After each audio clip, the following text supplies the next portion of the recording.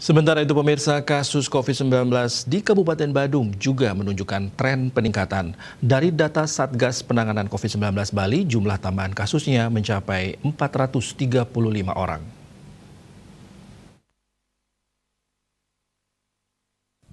Sekda Badung Wayan Adi Arnawo mengatakan tim Satgas COVID-19 Kabupaten Badung segera melakukan monitoring dan pengawasan ke lapangan sehingga dapat dipastikan bahwa mitigasi penanganan di Badung dikaitkan dengan infrastruktur yang ada sudah siap.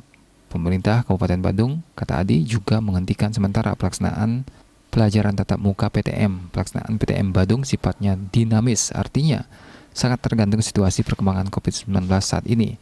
Namun pihaknya tetap akan melakukan evaluasi terutama terkait perkembangan COVID-19 dari hari ke hari. Apabila trennya naik, PTM kita tutup sementara. Dan apabila perkembangan COVID-19 melandai lagi, PTM akan dibuka. Artinya pelaksanaan PTM di Badung ini sangat dinamis, buka tutup tergantung situasi dan kondisi.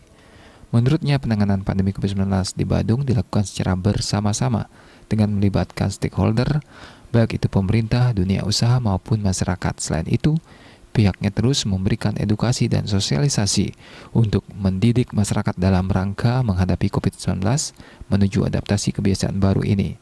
Parwata Bali Pos melaporkan.